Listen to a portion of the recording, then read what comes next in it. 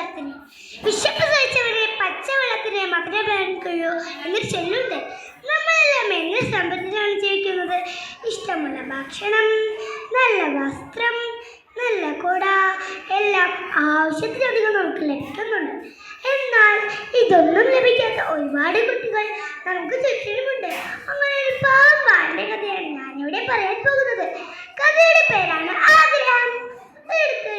ഒരു കൊച്ചു ഗ്രാമത്തിൽ ഓലമേഞ്ഞിൽക്കുടിലിൽ ഒരു ഭാര്യൻ താമസിച്ചിരുന്നു. അവന്റെ പേരാണ് കുട്ടൻ. സ്കൂൾ ജീവിതം എന്താണെന്ന് പോലും അറിഞ്ഞിട്ടൊന്നുമില്ല. കഷ്ടപ്പാടും ദരിദ്രമായിരുന്നു അവന് കൂട്ടൻ. ഒരു നേരത്തെ ആഹാരം പോലും കഴിക്കാനില്ലാത്തവന് പഠിക്കണമെന്ന ആഗ്രഹം വളരെ വലുതായിരുന്നു. അവന്റെ സങ്കടം കണ്ട് അവന്റെ അമ്മ സർക്കാർ സ്കൂളിൽ ചേർത്തു. അവിടെ ചെന്നപ്പോഴോ എല്ലാ കുട്ടികൾക്കും പുതിയ ബാഗ്, പുതിയ കുട, പുതിയ ചെരുപ്പ്. ആ അമ്മയ്ക്ക് അവന്റെ മുഖത്തേക്ക് നോക്കാനേ സാധിച്ചില്ല. അവിടെ വെച്ച് അവനൊരു സുഹൃത്തിനെ കിട്ടി. അവന്റെ പേരാണ് ബാബു. അവൻ വളരെ ധനികനായിരുന്നു. പെട്ടെന്ന് ഒരു സുഹൃത്തുക്കളായി. ഒരു ദിവസം ബാബു കുട്ടനെയും കൂട്ടി ബാബുവിനെ വീട്ടിൽ കൊണ്ടുപോയി. ബാബുവിന്റെ വീട് കൊണ്ടുവന്ന് കുട്ടൻ ഞെട്ടി. അയ്യോ, ഇതെന്താ കൊട്ടാരമോ? പെട്ടെന്ന് ഒരു പട്ടിയുടെ കുര. കുട്ടൻ ഞെട്ടി. വീടിന് തൊട്ടത്തായി ഒരു പട്ടിക്കൂട്. തന്റെ വീടിനേക്കാൾ മനോഹരം. പട്ടിയുടെ മുന്നിലുള്ള പാത്രത്തിൽ നിറയെ ഭക്ഷണം. കുട്ടന്റെ വായിൽ വെള്ളം മൂറി. കുറച്ചു നേരം അവിടെ നിന്ന് കഴിച്ച ശേഷം കുട്ടൻ വീട്ടിലേക്ക് തിരിച്ചുപോയി. പിറ്റേ ദിവസം ടീച്ചർ എല്ലാ കുട്ടികളുമായി ചോദിച്ചു, നിങ്ങൾക്ക് ഭാവിയിൽ ആരാകണം?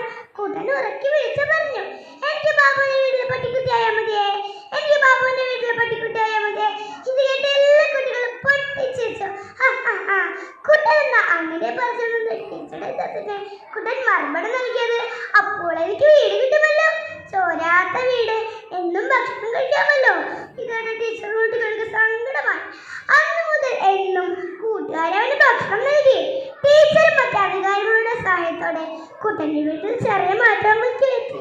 കഷ്ടപ്പാടും ദാരിദ്ര്യത്തിലും അവൻ പഠിച്ച് വലിയ നിലയിലെത്തി. എന്നിട്ടും അവനെ സഹായിച്ച ആരെയും അവൻ മറന്നില്ല. എല്ലാവരെയും കൂടെ കൂട്ടി. കൂട്ടുകാരെ, ഈ കുട്ടൻ ആരാണെന്ന് നിങ്ങൾക്ക് മനസ്സിലായോ? നമ്മുടെ മുൻ രാഷ്ട്രപതിയെ KR നാരായണൻ സാറാണ്.